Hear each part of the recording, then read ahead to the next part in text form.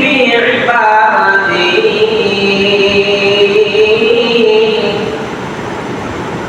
অতঃপর তুমি আমার বান্দাদের অন্তর্ভুক্ত হয়ে যাও ওয়াদখুলি জান্নাতি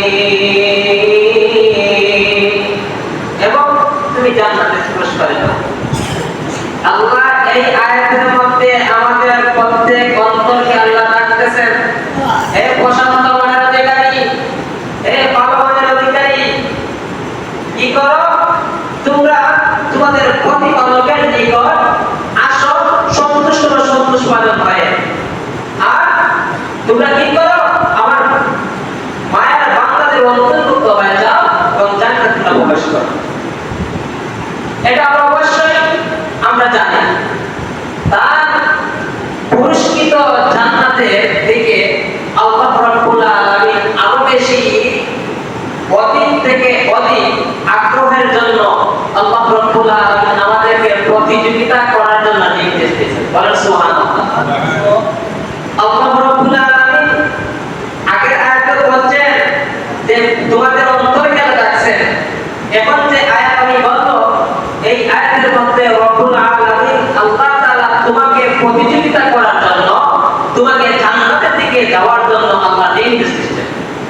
আল্লাহ বলতেছেন ওয়াসারিউ ইলা মাগফিরাতিন মির রাব্বিকুম ওয়া জান্নাহ আরদুহাস সামাওয়াতু ওয়াল আরদ উইদ্দাত লিল মুত্তাকিন।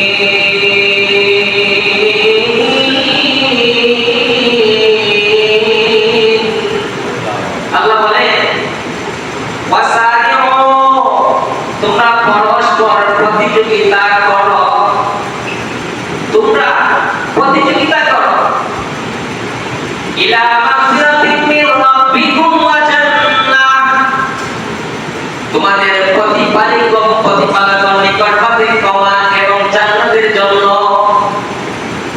আল্লাহ আপনাদেরকে, আমরা সবাইকে আল্লাহ রাব্বুল আলামিন প্রতিযোগিতা করার জন্য বলতেছেন, হে বান্দারা তোমরা প্রতিযোগিতা করো ক্ষমা এবং জান্নাতের জন্য। আল্লাহ নিকট থেকে ক্ষমা চাও, চাওয়ার জন্য আল্লাহর কাছে চাও, চেষ্টা করো। আর জান্নাত পাওয়ার জন্য তোমরা কি করো? চেষ্টা করো। আরদুহাস সামাওয়াতু ওয়াল আরদ, যার প্রস্থ আকাশ।